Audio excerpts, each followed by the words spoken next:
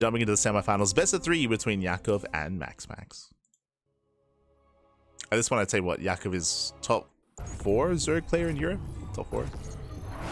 Just behind Cyril, Raynor, and Lambo. I'd place YoungYakov above Wayne, above a Laser. As Laser has, you know, going to Age of Empires. Feels bad, man. But here we go. Here we go. Spawning in the bottom left-hand corner of Tokamak, we have the Danish Protoss player. We have the blue Protoss representing Sidestorm Gaming. It is MaxPax.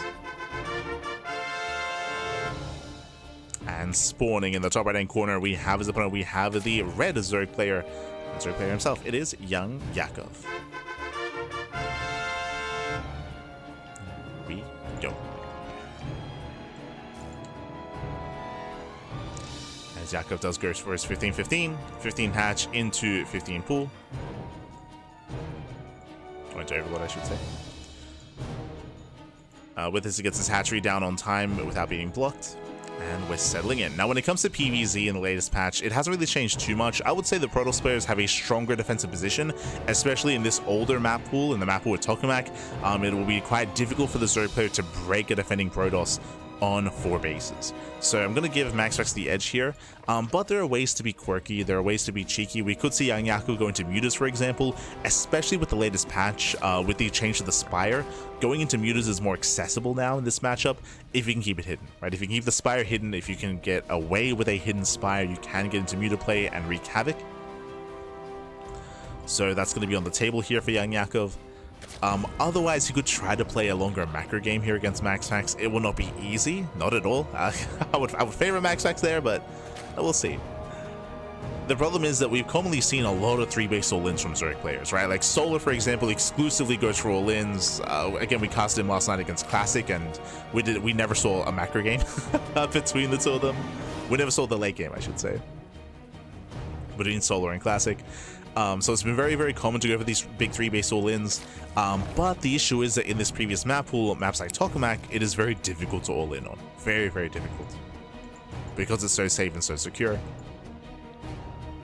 It shows how different the new map pool is, and you're already starting to see that when it comes to tournament results. I don't know if you noticed, but Zerg players have been having more success in the last week of play, in the last week. They've been having a lot more success, and I would say a big part of that is the map pool. I would say that in the new map pool, I don't think there is a map as defensive as Tokamak. Like this is like the Protoss map, right? You can very easily set up on 3, 4, 5 bases and get into Skytals here. Like that is what Tokamak is known for. In the new map pool, I don't think there's a comparable map. I would say the closest map to this is maybe there's 2 of them. There's White Rabbits, and I keep getting the other one. Not even Celestial. God, I have to open it up. Tuna Cup 113. Oh, Winter Madness, that's it. I think the closest that you get to Tokamak is Winter Madness, but even then, I think I would say that the rotations here on Tokamak are shorter than that on Winter Madness.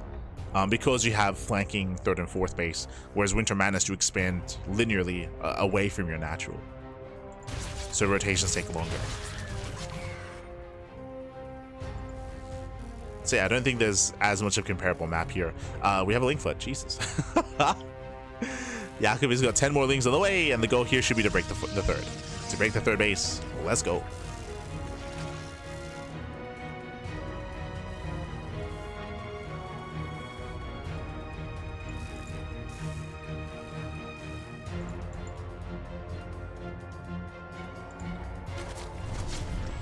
As Oracle pokes in. And gets maybe 1. 1 drone goes down, gets 2, gets 3. Oh, not bad. It gets 3 workers at the same time. Lings get across the map. The Oracle's in position, and this Link float was not worth it. Again, YoungYakov committed so heavily into these Lings. These could have been drones. These could have been drones. These could have been workers, and they failed to get damage done across the map. He rotates back around. The Oracle's in position. Yeah, the Lings, they get nothing. Behind this, Forge on the way, earlier Twilight Council into Blink. So MaxPax is building up. And Yakov is in a rough position here. He should be up in drones, up heavily, right? He should be up to what, 53, 54? Should be working towards a 4th base. Again, still droning, still saturating, catching up. Going lair first. Okay. Opening up the lair. This tells us that this most likely won't be Ling Hydra. As Lings, they do get a probe. They get 2. Eva Chamber's on the way. We're expecting a Roach Warren alongside this. We'll keep an eye on YoungYakov. Gases are being taken.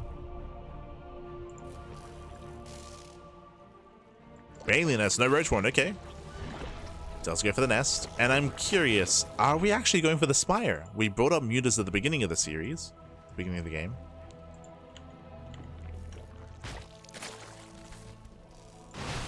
I mean, you can still just very much go for a Hydra then. It could just be a Ling Vein Hydra.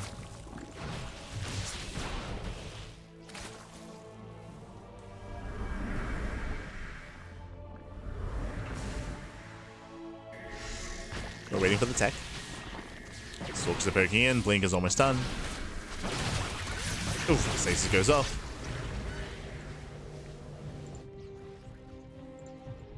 And we're still waiting for the tech. We have the answer in Hydra. Okay, so Ling Vein Hydra here from YoungYakov. He's not going for the Roach Warren. He's going for a delayed +1. So he does see the Stasis. Stasis goes up. And Stalkers, they keep gaining value. Getting a Queen. He wants the expansion. He wants it. Oh, it's gonna finish. The hatchery does complete. Can he get a kill? I cannot. Yakov, he will defend. Does force out the Stalkers. It's going to be 3-4 Stalkers going down. Max actually just keeps rallying in.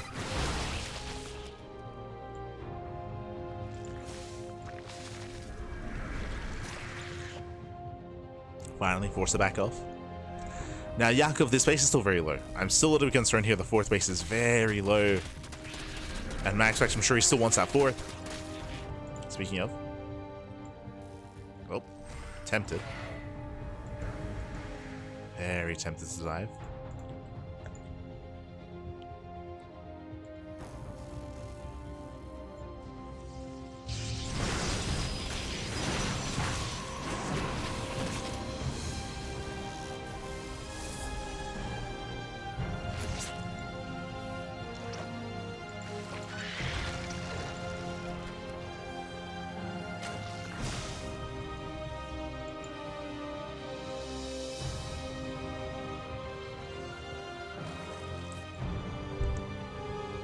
And from here we're calming down. From here we're calming down. We're building up. MaxPax working towards Storm. He pulls away the Stalkers. He doesn't lose too much. The revelation confirms Hydras, so now he knows. MaxPax doesn't actually scout the tech itself, but he sees the Hydra, so he knows no mutas. MaxPax knows he's safe. And this is where I'm a little bit concerned for YoungYakov. I mentioned at the beginning of this game how, I mean, compared to the current map pool, maps like Toka Map are very defensive. You can see it here. We have cannons and shield batteries on the way.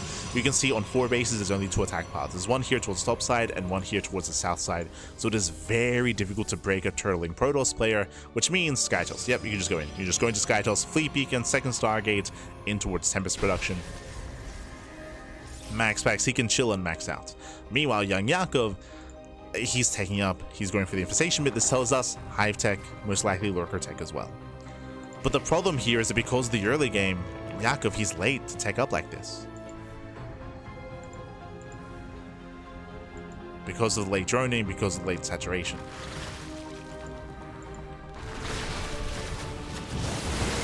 So let's try to move in. Storms do zone away. Here comes that Lurker 10, as you mentioned. Like, we're taking up into Lurkers. Typically, if your early game is a little bit cleaner, if you're able to have better saturation, faster 4th base, faster 5th base, and just droning up to 80+ workers earlier on, then you should be able to hit with Lurkers before Skytoss. But you can see the comparison here, where the Lurker Den is still in the way and the Fleet Beacon's already done. Now, thankfully, there's only 1 Stargate. There's no 2nd Stargate. I would say that MaxPax could get away with it. He could have gotten away with the 2nd Stargate, but it looks like he's only going for the mothership, and he's sticking with a ground composition. So MaxPax, he's not being as greedy as he otherwise could be. There we go. Now we get the second Stargate. But again, as I mentioned, this could have been thrown down earlier. And we could already see Tempest right now.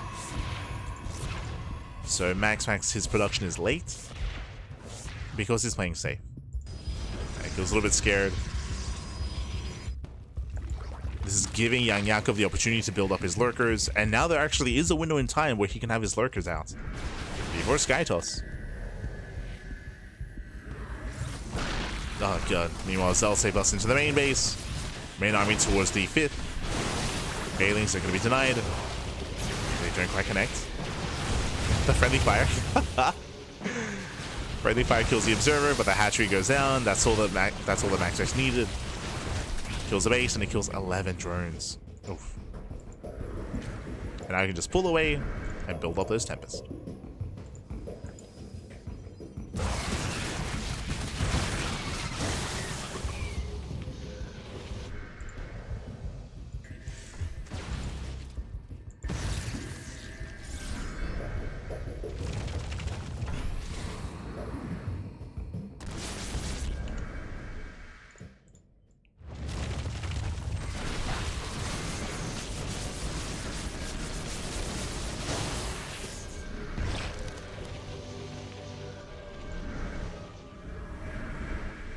Stasis Trap should friendly fire. Are you also saying that Bailing should friendly fire? Oh no. Feels like vain, man.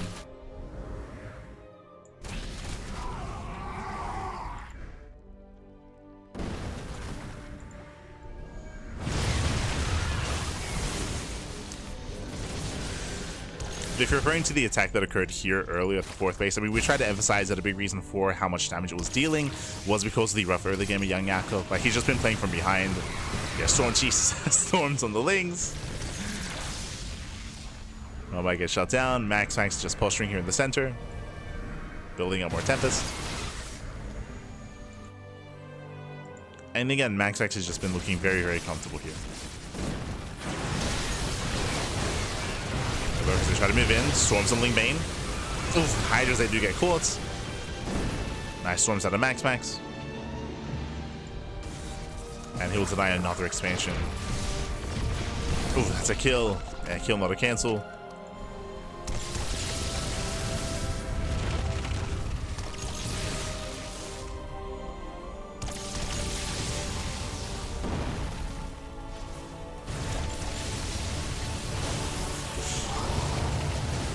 Corpses are punished.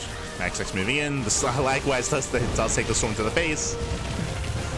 The Hydras get out of there. Oh, Lurkers, they corner some of the High Templar. Not bad, they get one. One Templar goes down. MaxPax here overextends. We'll lose a Tempest, and we'll lose a second Tempest as well. So again, nice fight here from YoungYakov. Catching MaxPax on creep. As he should not have been this far in.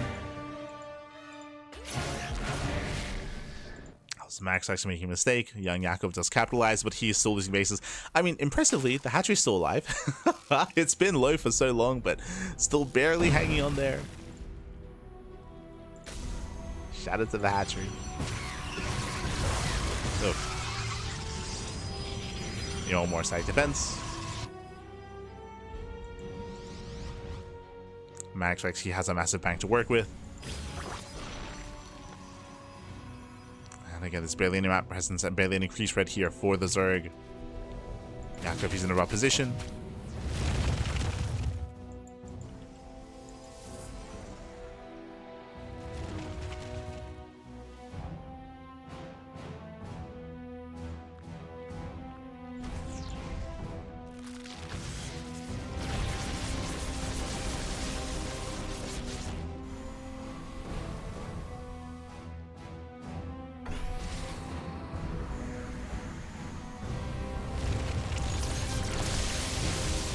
Behind this Yakov, he's trying to build up his corruptors, working on +1. Trying to get there. To appreciate the pre-split or the split push from MaxPax. Let's move it to the right. Storm's thrown away. MaxPax pulls back, and now the expansion is exposed. MaxPax, he can shell away at the expansion here. He's pulling back. Pokes in, but the army's in position. Ah, you can just bully it. Oh. Storm zones away.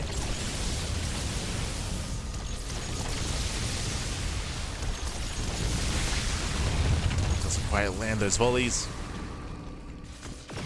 Once again, YoungYakov just being pulled apart, losing more lurkers.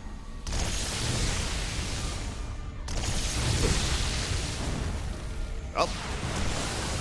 Exactly. He tries to go for it once again. He's going to be denied. SP back on the Viper. Hatchery. Oh, the hatchery finally goes down. The base falls. And again, Yakov is stuck on 3 bases. He's stuck on, what, a 3-base economy. Half a base at the 3rd base, half a base here at the 4th.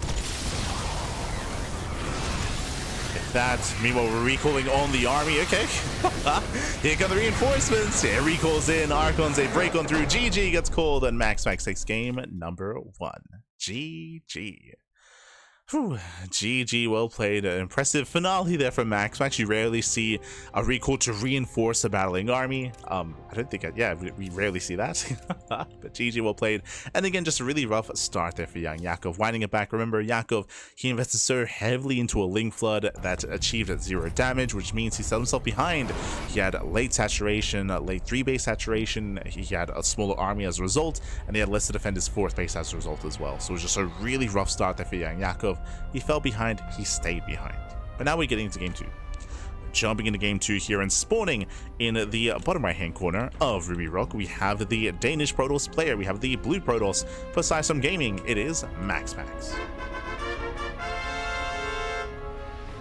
And spawning in the top left hand corner, we have his opponents. We have the red Zerg player. The red Zerg player himself. It is YoungYakov.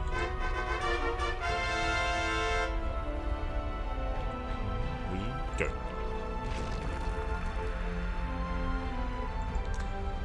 It's welcome to Ruby Rock. Now, this is a much smaller map. I would say this is a map that is a little bit more favored towards aggression and all-ins. So it's almost like the polar opposite, of Tokamak, right? We were just on Tokamak. Tokamak, it is so easy to turtle up on 4 bases and get a 5th and get a 6th base. And you saw it, right? MaxPax, tell me, at what point last game did he ever lose any probes? Like there was never any run-bys or harassment that really dealt any meaningful damage, because MaxPax was heavily fortified with just walls of cannons and shield batteries at his 3rd, his 4th, his 5th base. But here, welcome to Ruby Rock. Ruby Rock has a shorter rush distance by ground, has a much more open 3rd, so you can see here a very wide entrance into the 3rd base. Likewise, you can see here a wide entrance into the natural. You can see here a wide entrance into the 4th. Not just that, but also the 4th and the 3rd, or the 2 3rd base options, don't have a ramp coming into them. There's a small narrow ramp here, that's true, but armies, they mainly come in from the left hand side instead, so there's no elevated position either. So here on Ruby Rock, it is more difficult to defend and turtle up on 4 bases. Not impossible, but just more difficult. As a result, we often see a lot of all-ins, a lot of 3-base all-ins from Zerg on this map. Likewise, we have seen some Protoss aggression here as well, going for early blink timings, going for more gateways, and being more in the face of the Zerg player as well. So Protoss players have also been adapting to these more aggressive maps with their own aggression in kind.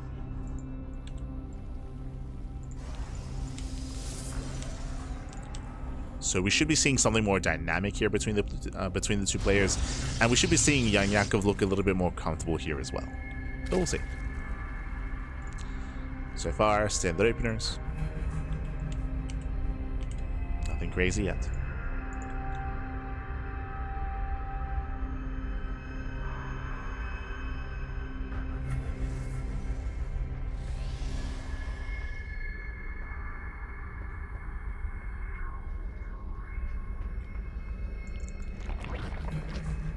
Go.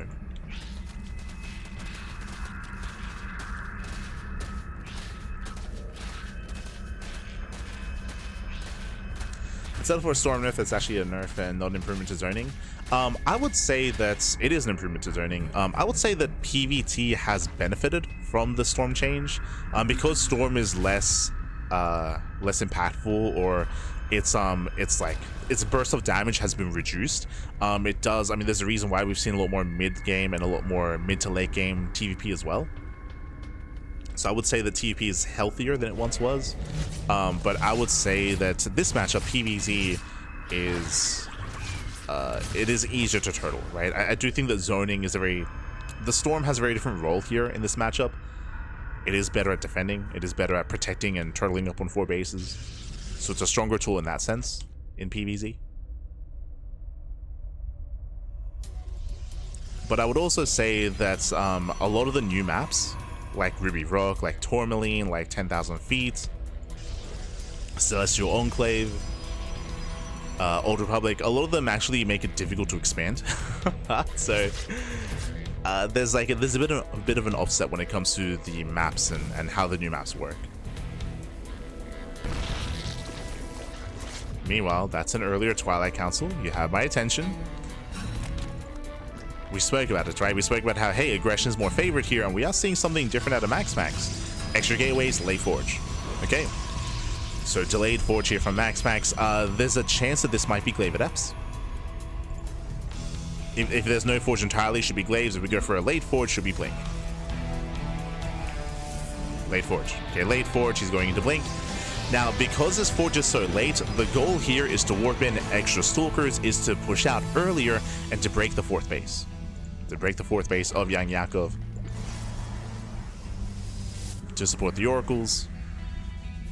And to shut down the Zerg early on. The downside here for Protoss is that his upgrades are going to be delayed. That is true. So +1 is going to be later, +2 is going to be later.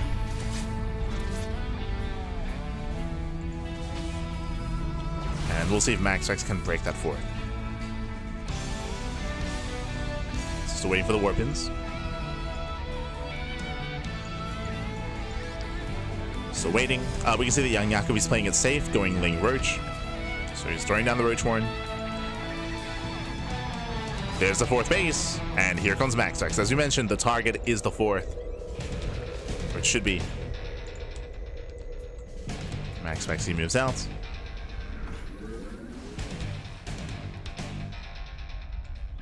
And he rotates over. He's going to have 2 Oracles to protect this army.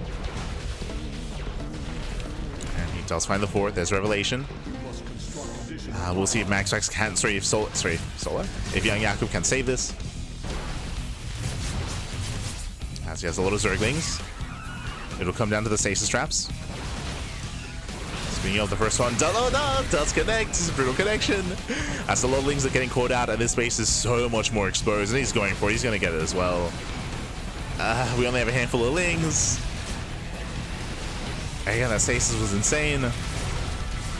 He kites well. And Yakov, I mean, he's got more Lings on the way at least. Oh, stasis does run out, but oh, the other one doesn't connect. Okay. Can he hold on? Another stasis behind this. Yakov once again baits it out. Nice control here by YoungYakov, and he holds. Whew, he does hold on, gets a full surround as well, and shuts down all the Stalkers, even chasing down whatever's left. There's a recall, he saves 3-2. 2 Stalkers get away, and a very nice defense here by YoungYakov. Again, the initial stasis trap was brutal, and it almost looked like MaxPax was going to break the base then and there, but the 2nd and 3rd stasis trap were lackluster. They did not connect, and now MaxPax is in trouble. Again, these were expensive losses for MaxPax. The goal there was to break the 4th. He only got it down to half HP. And he lost so many Stalkers. He lost how many? He lost 8 Stalkers in the process. And now Yakov, he's droning. He's building up. I believe he doesn't have a Hydrogen. Yeah, no Hydrogen, which is a little bit concerning. It's a pylon. The pylon pulls away. He's building up Roaches. He's not taking into Hydras. He's going for a more mid-tier army. Going Lingbane Roach Ravager. And he's droning up to almost 80. Okay. And again, there's no further tech. There's no Infestation Bit, there's no Hydrogen, there's no Spire. We're just maxing out Lingbane Roach Ravager. This army doesn't scale well into a long game. Bear that in mind. This is basically an all-in by YoungYakov. If this fails to kill, if this fails to trade well, and fails to break a base, then MaxPax will just build up a superior composition, a more efficient composition, and just outscale the Zerg. So this is a very risky playstyle here that YoungYakov is going for. Sky tosses, this is crazy. Fleet beacon's on the way. It's a very fast fleet beacon. It's a bold move. Likewise, MaxPax is playing with fire. Zells hit the right hand side. Storms are coming in.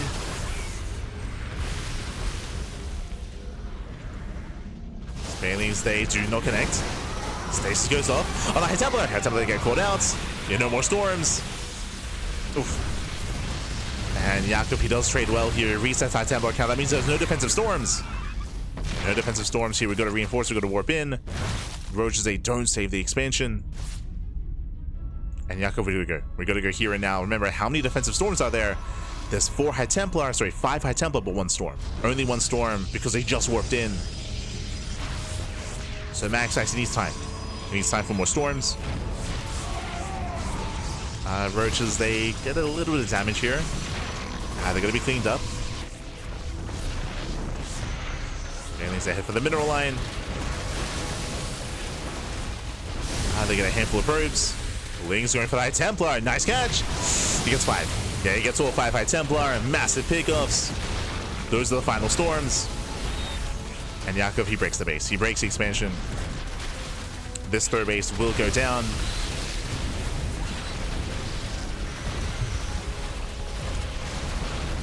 Yakov is popping up. But can Yakov get more than just the expansion? I mean, he needs to break the army. Builds the Nexus. Zeller at the same time. Ooh, gets into the mineral line. Uh-oh. Does get in. Oh, the queens! No! they weren't even a part of the fight, actually. If you recall, and that's going to be 1 queen falling, losing 2, losing all 4. Oof. That's a lot of queens going down. 10, 11, 12 drones going to be falling here. We get Zelts into the main. And again, YoungYakov, he had a very nice fight. He was able to catch all the High Templar. He broke the base, but the Zealot run by. The Zealot run by is insane damage here. 12 drones going down. Drags everything back home. Queen count just got reset. And MaxPax is popping up. He's going for the kill. He's trying to go for the kill here. We'll lose one of the Immortals. But he can just keep rallying. And now pulling back. Just reinforcing. He's reinforcing. And if you recall, we spoke about this. How if YoungYakov failed to kill MaxPax, then he'd just be outscaled. And that's what's happening here and now. As we're building on more Archons, more Immortals. As better upgrades are finishing up for MaxPax. You can see Yakov is trying to macro out of this. He's taking up into a hive, but this hive is late. It's a late Hydrogen, it's a late Lurker 10 as well. Everything is late here for YoungYakov if he wants to go into a long game, into a macro game. And he's lost his opportunity. This one he's lost it. And MaxPax is popping off, takes down the expansion, gets into the mineral line.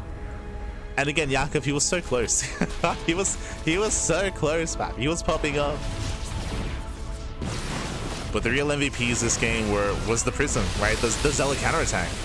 Oh, nice connection. Spailings get crashed into the High Templar. More Zealots have arrived. Getting on top of the Roaches. And again, MaxPax, he has broken the 4th. Prism into the main base. More Zealots into the main as well.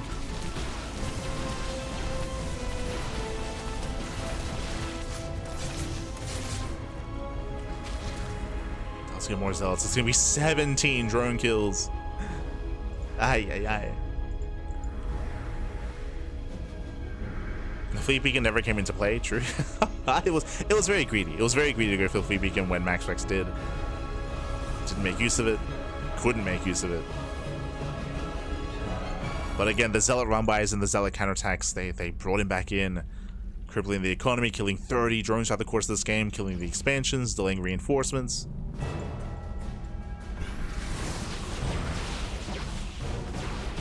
And MaxPax, he's almost maxed. He's almost maxed out. He's up 60 supply.